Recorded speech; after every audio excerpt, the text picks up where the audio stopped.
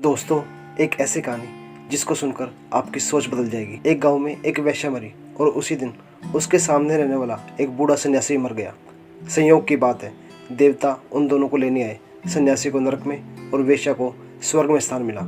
सन्यासी एकदम क्रोधित हो उठा, तुम ये कैसा न्याय कर रहे हो? मुझे नरक में और वेश्या को स्वर्ग में ले जा रहे हो? जरूर तुमसे कुछ भूल हुई है, पूछताछ करो।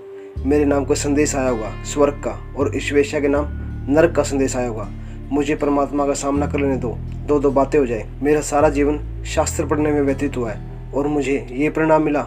मुझे परमात्मा ने धोखे में डाला है। उसे परमात्मा के पास ले जाया गया। परमात्मा ने कहा, इसके पीछे एक गहन कारण है।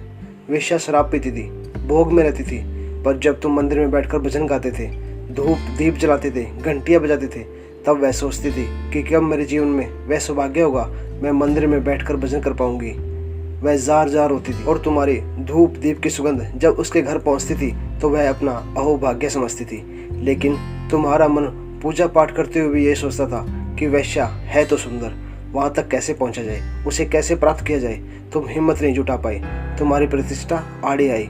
गांव भर के लोग तुम्हें सन्यासी मानते थे, इसलिए तुम्हारी हिम्मत नहीं पड़ी। जब वेश्या नाचती थी, शराब बांटती थी, तुम्हारे मन में वासना जागती थी। तुम में रस उत्पन्न होता था। खुद को तुम अभागा समझते रहे क्योंकि तुम्हें वह प्राप्त नहीं हुई। इसलिए वेश्या को स्वर्ग लाया गया और तुम्हें नरक प्राप्त हुआ। वेश्या को विवेक पुकारता था और तुम्हें वासना। वह प्रार्थना करती थी, तुम इच्छा रखते थे। वह कीचड़ में थी पर कमल की बाती ऊपर उठती गई और तुम कमल बनकर आए थे मगर कीचड़ में धसे रहे। असली सवाल यह नहीं कि तुम बाहर से क्या हो, असली सवाल तो यह है कि तुम भीतर से क्या हो, क्योंकि भीतर निर्णायक विराजमान है। दोस्तों, ऐसी ही प्रेरणादायक कहानियों के लिए चैनल को सब्सक्राइब करें। धन्यवाद।